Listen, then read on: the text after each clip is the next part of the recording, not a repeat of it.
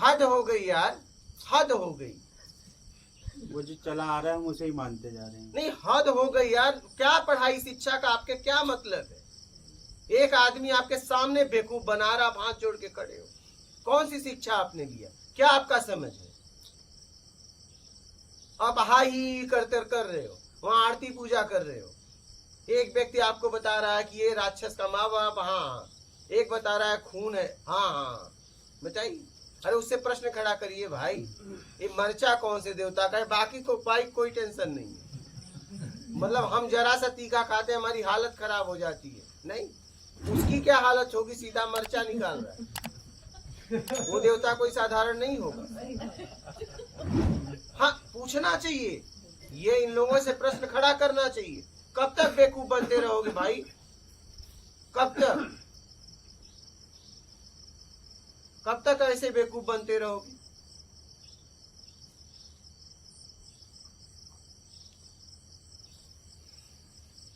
और यहाँ तो यहाँ चलो, इंद्र को देवता बताते हैं, बाद में बताते हो बलात्कार भी की। अब बलात्कारी देवता हो सकता है? देखिए, हमें गिराने के लिए उसने जाके एक स्त्री के साथ बलात्कार किया, उसे कह रहे हो देवता है। देवता देवता कैसे बलात्कार कर सकता है? या तो कहीं लिपि में गड़बड़ी हुई है। और हम देखिए हाँ में हाँ करते हैं। क्या बोलिए? हम हाँ में हाँ भी करते हैं। और आज वो भी देवता देवता आज भी बना बैठा है। सोचने वाली बात है कि नहीं, बताइए। एक बलात्कारी व्यक्ति को आप देवता मान सकते हो क्या? लेकिन आप मान रहे हो कहीं न कहीं। क्या? क्योंकि आप दोहरा जिंदगी जीते हो। अमीर दारू पीता है तो रईस कहते हो, गरीब पीता बेवड़ा कहते हो। तुम्हारा दोष नहीं है, तूने जिंदगी ही दोगली की जी है। तुम्हारे अंदर दोगलापन है, हमारे डीएनए में आया, डीएनए में। ये हमारे डीएनए में आया है। गरीब घर की बहू भी आ जाएगी, गांव भर की भौजाई लगती है। अमीर की अगर भौजाई भी आ जाए तो गांव भर की माँ लगती है। भले वो लाइन मारे, कोई सब माताजी कहेंगे नहीं। और वो बेचारी इतनी सीधी होगी, शब्द होगी, संस्कारी, उसका कोली में लोग इंतजार करेंगे हाथ पकड़ने के लिए। वो बचा बचा के जिंदगी जीती है। आज भी ऐसा है या नहीं है, बताइए। ये बनेंगे विश्व गुरु, विश्व गुरु बनेंगे। क्या हो रहा है पहले वो तो देखो, स्तर तो देखो, विश्व गुरु बनोगे। छोटे छोटे बच्चे कह रहे हैं कि बेईमानी बिना चलेगा कैसे? शिक्षा से लेके आप हो डिपार्टमेंट में कितना कितना बाबू वगैरह कितना बेईमानी कर रहे हैं, हॉस्टल चलाने वाले, बताओ। ये विश्व गुरु बनेंगे, सपने देख रहे हैं। और हमारी मूर्खता का हद हो गया, हम मानते नहीं।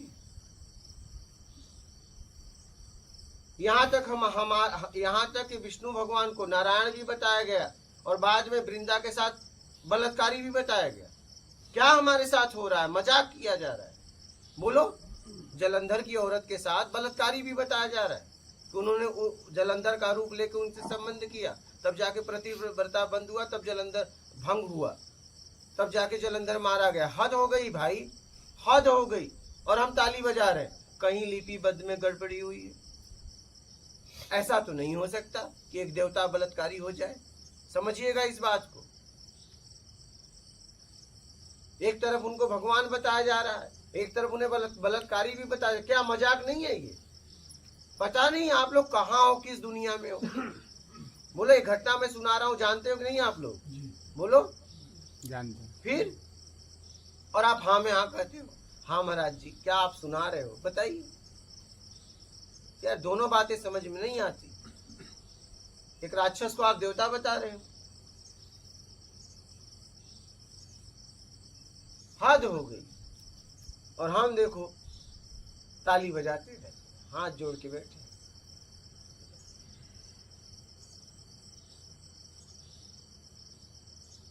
बोलो, कोई संशय हो तो बोले कोई। कब आवाज उठाओगे भाई? कब?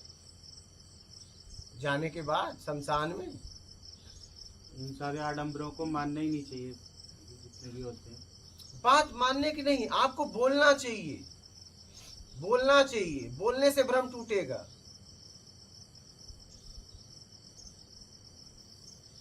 हमें कुछ करना पड़ेगा, बदलाव के लिए हमें काम करना पड़ेगा, ऐसे ही नहीं होगा। हमें आवाज उठानी पड़ेगी, विरोध में खड़ा होना पड़ेगा। मैं विरोध नहीं कर रहा हूं, फिर भी विरोध होगा।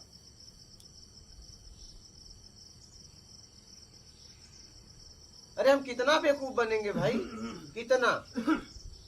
हजारों साल से बोला जा रहा है मन को रोको, बाद में पता चला, अब मैं प्रत्यक्ष ज्ञान के द्वारा बता रहा हूं, मन शरीर के लिए काम कर रहा है, रोकने की जरूरत ही नहीं है। अब समझ में तो आ गया होगा। अब हजारों साल से लोगों की जिंदगी बर्बाद हो गई, कितने लोग मन को रोकने में पूरी जिंदगी उनकी चली गई। अरे भाई चाहिए वे मन काम करता है, कभी रुकेगा ही नहीं, इतनी बात समझ में। और वो शरीर के लिए काम करता है। एक रोआ तो तू हिला नहीं सकता, हिला के बताओ, हाथ हिलाओगे, रोआ पे आपका बस नहीं। आप क्यों नहीं समझ रहे हो? एक बाल उड़ा के दिखाओ, एक रोआ आप हिलाओ, हिला सकते हो?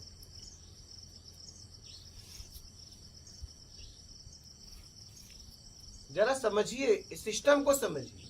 मन शरीर के लिए काम करता है, निर्विचार हो जाए। और निर्विचार कैसे हो गए? महात्मा लोग को भूख लगी, भोजन मांगे तो विचार आया तभी मांगे ना। निर्विचार कभी हुआ जा सकता है क्या? अरे कितना, क्या हद हो गई। हाँ में हाँ, हाँ में हाँ। जो मन कभी समझ में भी नहीं आ रहा था, काबू में नहीं आ रहा था, आपने 4 शब्दों में ऐसा बताया कि वो नपुंसक हो गया हमारे लिए। फिर आज वो कुछ नहीं कर पाता हमारे आगे।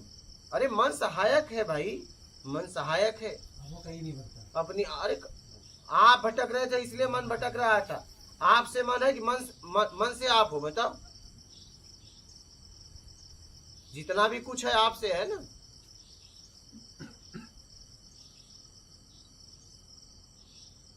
और हम मन के आगे कमजोर पड़ जाते हैं। वही तो बात है, मैं कह रहा हूं चाबी मत मारो, ठीक है? आप गियर एस्केलेटर दबाओ, कुछ होगा क्या? बोलो। और एक बार चाबी मार दिया तो सब कुछ होगा, तेल जलने लगा। तो चाहिए में मन आ जाता है, कुछ नहीं चाहिए तो बात ही खत्म।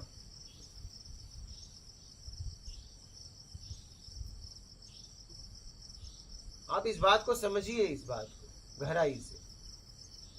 आपको बेवकूफ बनाया जा रहा, आप सालों से, सदियों से बेवकूफ बन रहे हो। हद हो गई। बोलिए। श्रीमद् भगवद गीता में श्री कृष्ण अर्जुन से कहते हैं, ध्यान योग अध्याय में 6वां अध्याय है, तो वो बोलते हैं कि मन बहुत अनियंत्रित है अर्जुन। अगर तू मन को कंट्रोल करना यानी हवा को कंट्रोल करने जैसा बहुत दुष्कर्म है ये। कर नहीं सकते, लेकिन अगर प्रयासरत रहेगा तो तेरा मन कंट्रोल में आ जाएगा। तो श्री कृष्ण फिर मन के बारे में ऐसा क्यों कहते हैं? हाँ, मैं वही कर रहा हूँ। प्रयास करेगा तो क्या प्रयास करेगा? अपनी बुराइयों को छोड़ने का, अपनी बुराइयों को छोड़ने का।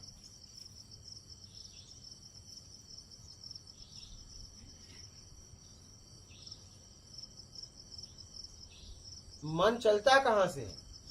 चाहिए में से। सीधी सी बात है।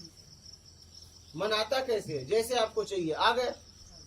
आप कंप्यूटर में कुछ जैसे ही कुछ देखना है, एरो आ गया, और नहीं देखना था तो कुछ देर बाद वो गायब हो जाता है। पता नहीं कहाँ से आता है, कहाँ जाता है, पता नहीं। तो प्रयास किसका करना है? अपनी बुराइयों का त्याग। त्याग ही परम सुख है। तो अपने बुराइयों का त्याग। तब उन्होंने बोला होगा क्या क्या प्रयास करना है। अभ्यास और वैराग्य। हाँ, तो उन्होंने वैराग्य क्या का मतलब क्या है? राग द्वेष से मुक्त होना वैराग्य है। तो आप आगे भी लाइन जाओ। अब उन्होंने क्या बताया कि क्या क्या प्रयास करना है। लोग इसी को पकड़ लिए कि मन को रोकना है। भैया, मन काम कैसे करता है? कुछ चाहिए में, तो क्या चाहिए में भटक रहे हो देख लो। वैराग्य का मतलब राग द्वेष से मुक्त होने के लिए काम करना। इसे समझिए गहराई से।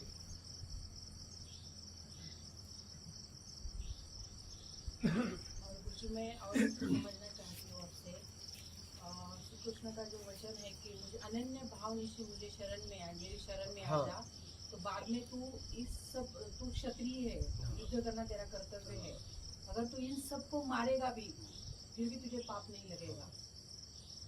सिर्फ तू मेरी अनन्य भाव से शरण में आ जा। अनन्य भाव से मेरी शरण में आ जा।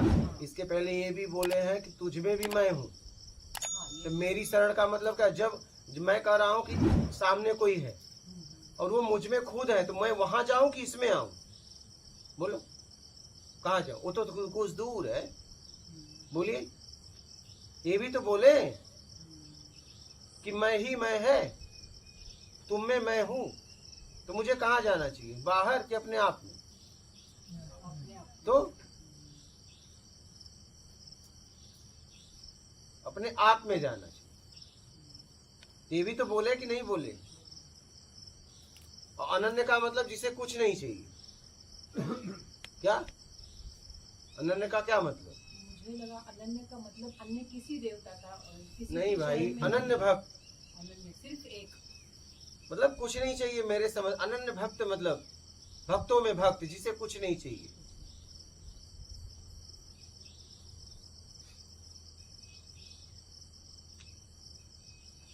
ये भी तो कह रहे हैं मेरी शरण में आ, मतलब ये भी तो कह दिए मैं तुम में हूँ।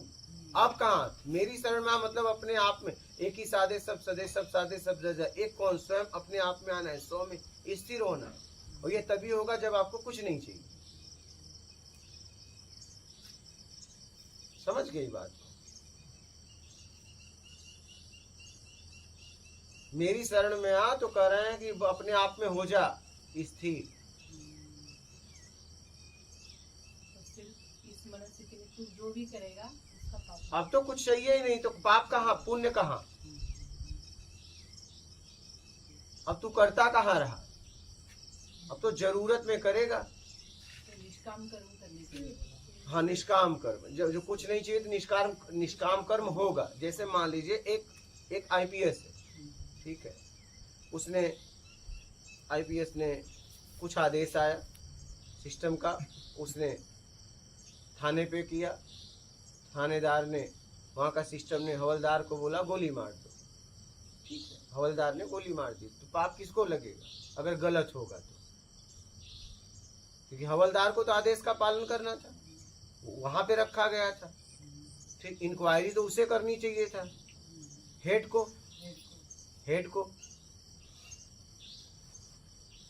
तो ऐसे ही आप देखिए कि आपको क्या अधिकार है, आदेश देने का कि आदेश लेने का? आप किस जगह खड़ी हैं? किस जगह खड़ी हैं? और अगर आपको जरा सा पता लग रहा है कि ये आदमी सही है, तो आप उसे बता दीजिए कि भैया ये आदमी सही है। अगर पता चल गया तो, और नहीं चल पाया तो आपको दोष नहीं आएगा, लेकिन उसको दोष आएगा, क्योंकि वो इंक्वायरी करके करता। अगर वो आदमी निर्दोष है तो, निर्दोष अगर मारा गया, निर्दोष को सजा हुई, तब आईपीएस आईएएस जिन्होंने उसको आदेश दिया है उसको दंड मिलेगा, आज नहीं तो कल। पद ज्यादा दिन नहीं रहेगा। अभी एक आए थे उस दिन भोपाल से, डीआईजी एसपी थे, कुछ रो रहे थे। आप समझ रहे हैं? क्योंकि उन्होंने पद पे रह के निर्दोष को भी पीट दिया। तो उनका भाई बोला है होता रहता है। मतलब होता कैसे रहता है? तुम्हारे बच्चे को अगर उठा के कोई पीट दे रात भर जेल में डाल के, तो आप उसे कभी माफ करोगे? बोले नहीं। बोला हो भी किसी के बच्चे होंगे। आप एसपी डीआईजी के पद पे हो तो आपको इंक्वायरी करना चाहिए था। अगर आप इंक्वायरी के लायक नहीं हो तो इस्तीफा दे दो, आप में योग्यता नहीं थी। आप कैसे एक निर्दोष को उठा लिए? तो आप क्या पढ़ाई लिखाई किए? तो ये काम तो हवलदार भी कर सकता था, पीट देता। तो आईपीएस आईएएस डीएम कलेक्टर की जरूरत क्या है फिर? ये तो आदेश देते हैं, सारा काम तो इनके नीचे वाले करते हैं। तो अगर आप सही फैसला नहीं ले पा रहे हो तो उस पद के लायक नहीं हो, तो आप वहां इस्तीफा दे दीजिए। क्योंकि सारा काम तो ये करते हैं, ये तो बस इंक्वायरी करते हैं। समझना इस बात को, ये थोड़ी कुछ करते हैं, ये तो बस आदेश देते हैं। तो आदेश सही होना चाहिए, उचित होना चाहिए। कहीं अनुचित हो गया ना तो लेने के देने पड़ जाएंगे।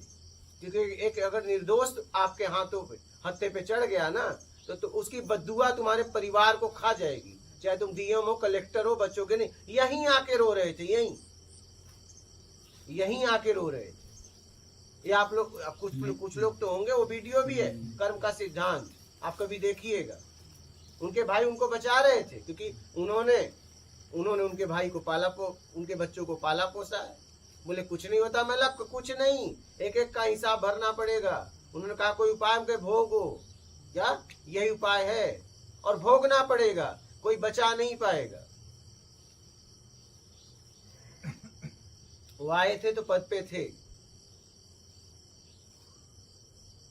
भाई। आपको आप उस स्थिति, वो पद दिया गया है तो कुछ समझ के दिया गया है। आप अधिकारी कोई आदेश देगा तो हवलदार ये सब तो पालन करेंगे, वो थोड़ी ना इंक्वायरी करेंगे, वो जाके उठा लाएंगे। इंक्वायरी तो आपको करनी चाहिए था, आदेश कैसे आपने दिया?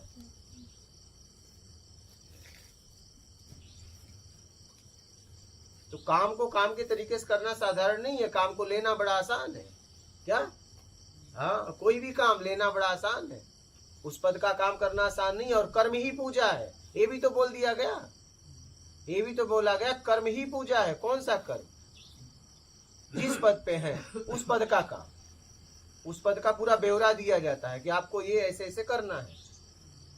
कर्म ही पूजा है।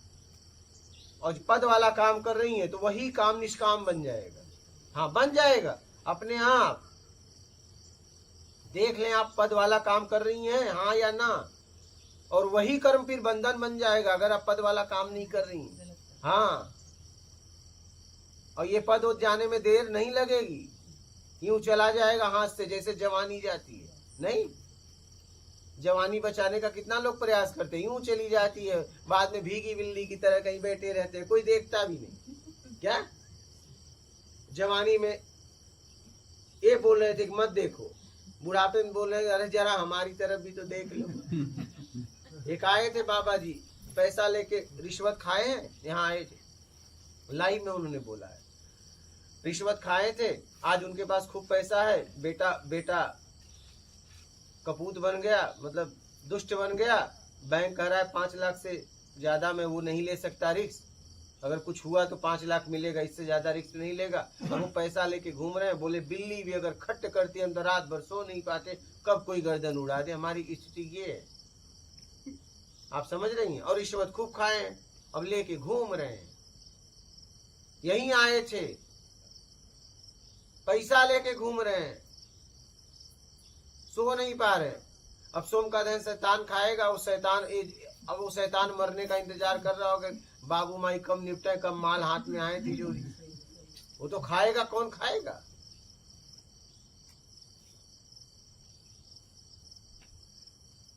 समझ रही हैं? कर्म ही पूजा है। किसी पद को लेना आसान है, निभाना नहीं। एक पौधा लगाना आसान है, वृक्ष बनाना नहीं। पौधे लगा के फोटो मार ली, वृक्ष जाओ और वृक्ष करके फोटो लो। उसको एक फोटो आपने अपलोड किया ना पौधे में, ठीक है, आप उसी को 1-1 महीना 2-2 महीने बाद फोटो डालो कि अभी ये पौधा इतना इतना, आज ये फल दे दिया, वृक्ष हो गया, बात हो गई खत्म। ऐसा कभी हुआ? बस जाके हम तो कह रहे हैं कैमरा पे जैसे हम लोग जीते हैं ना, अगर सच में जीने लगे तो परमात्मा के गले लगा लेगा। अरे यार तू कहाँ था यार, ये बढ़िया बाल उल करके बढ़िया। नहीं महाराज, कैमरे मैंने देखा, अनुभव लिया कि कैमरे पे हम जैसे जीते हैं एकदम सच्चन तरीके से, किसी को भी गले लगा लेते हैं। नहीं, करीब में आया एकदम फटे पुराने कपड़े, क्योंकि कैमरा है, लगा लिए गले। मैं कह रहा हूँ कैमरा हटा दो, आदमी उसको छुएगा भी नहीं। क्या? और उसके साथ भोजन करता है। हाँ, भोजन करता है, कैमरा बस। क्या कैसा कैमरा है? और आपको पता है ये कैमरे के बारे में जानकारी है आपको, इसलिए आप एकदम सचेत रहते हो। महान पुरुष कौन होता है? वो समझ जाता है कि ये कैमरा लगा है, वो इस कैमरे में जीता है, आप इस कैमरे में जीते हो, इसलिए समाज में आप इज्जतदार हो। क्या? लेकिन आपको पता है आपकी औकात क्या है। और वो क्या करता है, इस कैमरे की उसको कोई फिक्र नहीं, उसको पता है ये कैमरा है, वो मेन कैमरे में जीता है। क्या बात समझ रही है? इसको तो चलाने के लिए सब व्यवस्था करनी पड़ेगी, कभी हो सकता है ना चले, लेकिन ये हर समय काम करता है। क्या? सोते जागते उठते बैठते हर समय कैमरा चलता है। आप हर समय कैमरे की निगरानी में हैं। हाँ, हर समय शब्द, दृश्य, गंध, रस, स्पर्श सब खट खट खट खट चल रहा है। एक सेकंड भी रुकता नहीं। आप कैमरे में हैं, समझिएगा।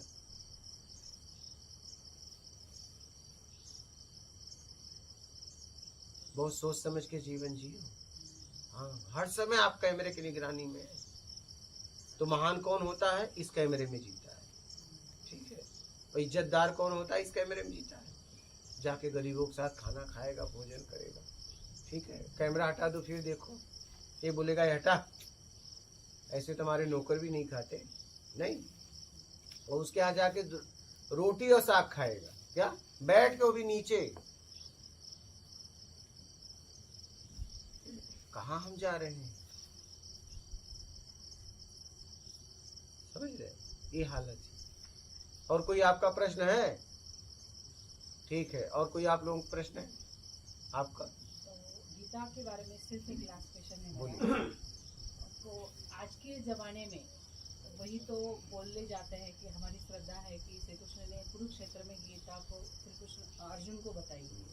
लेकिन आज के ज़माने में अगर हम लेना चाहते हैं तो मेरे हिसाब से मेरा जो अनुभव रहा है जीवन का आज तक का, तो मुझे लगता है ये संसार ही हमारा कुरुक्षेत्र है। जिस तरह अर्जुन अपनी माया मोह में फंसा था फैमिली के साथ, इस तरह से हम भी अपने पति के साथ, बच्चों के साथ, सास ससुर के साथ, माँ बाप के साथ जुड़े हैं।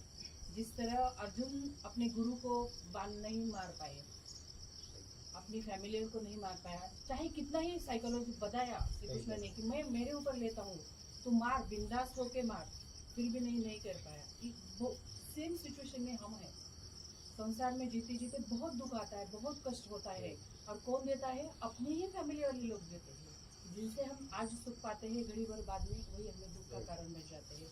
ये सब जानते हुए भी अर्जुन की जैसी हमारी स्थिति है। अर्जुन भी जानते थे कि ये कौरव हमारे भाई है, फिर भी हमारे दुश्मन है।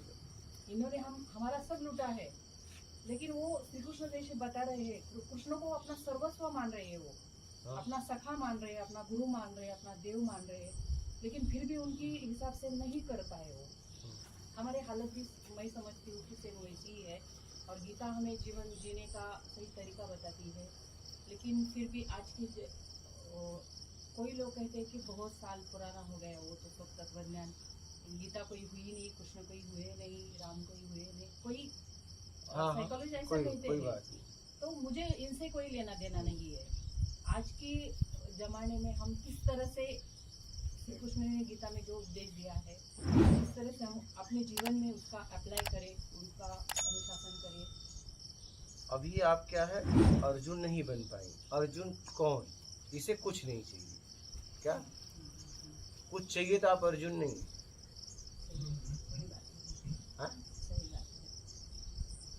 अर्जुन कुछ नहीं चाहिए में आए, उसके बाद ये सब बातें हुई।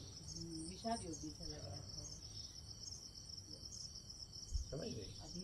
और गीता का मतलब सीधा सीधा है। गीता गीता गीता कही है, त्याग त्याग निकलेगा। अपने बुराइयों का त्याग कर देना गीता। यही गीता का सार है। या पढ़ के समझ लेना, या तो इतने में समझ लेना। क्या मैं पूरा सार लेके आया हूँ कि आप लोगों के पास समय अब नहीं है, पकड़ के निकल लो। ठीक है? तो अर्जुन कौन? जिसे कुछ नहीं चाहिए। है स्थिति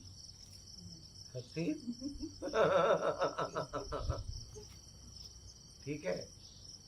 बट अर्जुन जैसा विषाद योग तो जीवन में भरपूर सारा आ गया है। तो ठीक है, मैं आचरण कैसे करें? फिर भी मैं वही कह रहा हूँ, क्या कुछ नहीं चाहिए? कुछ नहीं चाहिए। देखिए इस पे कब आती है, क्योंकि उसी के बाद वो स्थिति होगी, उसके पहले नहीं हो सकती। सीधी सी बात, मेन पॉइंट पे आओ। ठीक है।